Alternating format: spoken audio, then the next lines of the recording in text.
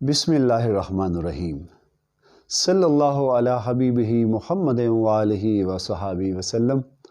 دوستان محترم، صحابہ کرام کی محبتوں کا تذکرہ جاری ہے کہ صحابہ کرام حضور نبی کریم رؤوف الرحیم صلی اللہ علیہ وآلہ وسلم کے ساتھ ان کی وابستگی کیسی تھی، ان کا اظہار محبت اور حضور کے ساتھ جو دلی وابستگی تھی وہ کس طرح کی تھی۔ تو صحابہ کرام حضور صلی اللہ علیہ وآلہ وسلم کے دیدار سے اپنی آنکھوں کو کیسے ٹھنڈا کیا کرتے تھے اور ان کے نزدیک پسند کا معیار کیا تھا، اس کا اندازہ آپ صلی اللہ علیہ وآلہ وسلم کے یار غار حضرت سیدنا صدیق اکبر کی اس روایت سے ہمیں بخوبی ہو جائے گا، جس کا ذکر ابھی ہم کر رہے ہیں کہ ایک مرتبہ حضور نبی کریم رؤوف الرحیم صلی اللہ علیہ وآلہ وسلم نے صحابہ کرام کو مخاطب کرتے ہوئے فرمایا کہ اے میرے صحابہ، کہ مجھے تمہاری دنیا میں سے 3 چیزیں بہت پسند ہیں۔ جو حضور صلی اللہ علیہ وآلہ وسلم نے ارشاد فرمایا اس کے مطابق کہ حضور نے فرمایا کہ اس دنیا میں مجھے جو ہے وہ خوشبو بہت پسند ہے، اور دوسری چیز جو حضور نے ارشاد فرمائی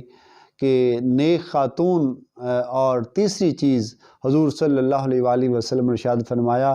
کہ مجھے تمہاری دنیا میں سے جو تیسری چیز پسند ہے وہ نماز ہے جو میری آنکھوں کی ٹھنڈک ہے۔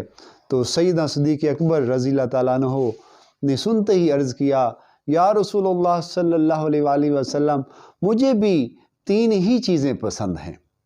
وہ کیا ہیں کہ سیدنا صدیق اکبر ابھی اپنی 3 پسندیدہ چیزوں کا وہ عرض حضور کی بارگاہ میں کرنے لگے ہیں کہ عرض کرتے ہیں، یا رسول اللہ صلی اللہ علیہ وآلہ وسلم، مجھے پہلا تو یہ پسند ہے کہ آپ چہرہ اقدس کو میں ہمیشہ دیکھتا رہوں، آپ کا چہرہ اقدس میرے سامنے ہو اور میں آپ کی چہرہ اقدس کو تکتے رہنا مجھے بہت پسند ہے۔ اور دوسری چیز حضرت سیدنا صدیق اکبر نے جو عرض کی کہ یا رسول اللہ صلی اللہ علیہ وآلہ وسلم، اللہ کا عطا کردہ مال ہو اور میں وہ مال آپ کے قدموں پر نچھاور کر دوں۔ اور تیسری چیز کہ میری بیٹی کا آپ صلی اللہ علیہ وآلہ وسلم کے عقد میں آنا۔ تو حضرت سیدنا صدیق اکبر کا ایسا خلوص اللہ تعالیٰ کو پسند آیا کہ سیدنا صدیق اکبر رضی اللہ تعالیٰ عنہ کی تینوں خواہشیں اللہ تعالیٰ نے پوری فرما دی۔ آپ کی صاحبزادی حضرت عائشہ صدیقہ رضی اللہ تعالیٰ عنہ کو حضور رسالت مآب صلی اللہ علیہ وآلہ وسلم نے اپنے نکاح میں قبول فرما لیا، اور حضور صلی اللہ علیہ وآلہ وسلم نے سیدنا صدیق اکبر کو اپنی رفاقت سفر میں ان کو عطا کر دی کہ آپ کو سیدنا صدیق اکبر کو سفر و حضر میں رفاقت مصطفی صلی اللہ علیہ وآلہ وسلم نصیب رہی، یہاں تک کہ غار ثور کی تنہائی میں آپ کے سوا اور زیارت سے مشرف ہونے والا کوئی نہ تھا، اور مزار میں بھی حضرت سیدنا صدیق اکبر کو دائمی رفاقت نصیب ہوئی۔ اسی طرح مالی قربانی کی اس طرح فراوانی سیدنا صدیق اکبر کو نصیب ہوئی کہ آپ صلی اللہ علیہ وآلہ وسلم نے ارشاد فرمایا کہ مجھے جس قدر نفع ابو بکر کے مال نے دیا ہے اتنا کسی اور کے مال نے نہیں دیا۔ اور حضور صلی اللہ علیہ وآلہ وسلم نے دوسرے مقام پر ارشاد فرمایا کہ لوگوں میں سے مجھے اپنی رفاقت دینے اور اپنا مال خرچ کرنے کے لحاظ سے مجھ پر سب سے زیادہ احسان کرنے والے ابو بکر ہیں۔ حضور صلی اللہ علیہ وآلہ وسلم کے ساتھ سیدنا صدیق اکبر رضی اللہ تعالیٰ عنہ کی محبت والہانہ تھی، اور اس والہانہ محبت کی کیفیت حضرت عائشہ صدیقہ رضی اللہ تعالیٰ عنہ بیان فرماتی ہیں کہ میرے والد گرامی سارا دن آپ صلی اللہ علیہ وآلہ وسلم کی خدمت اقدس میں حاضر رہتے،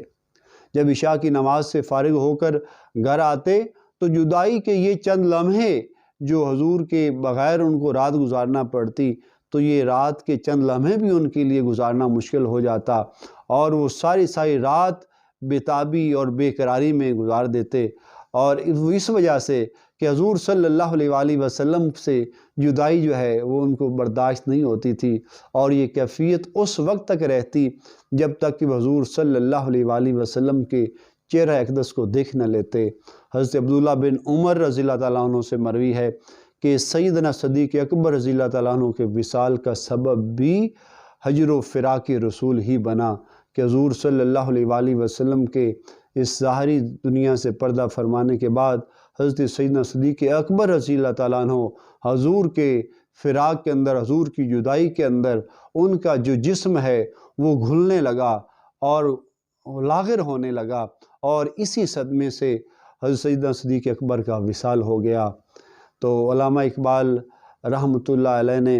اس کی بھی عکاسی فرمائی اور لکھا کہ ذرہ عشق نبی از حق طلب، سوز صدیق و علی از حق طلب۔ تو اللہ تعالی ہمیں بھی صحابہ کرام جیسی حضور صلی اللہ علیہ وسلم کے ساتھ قلبی وابستگی اور محبت کی خیرات نصیب فرمائے۔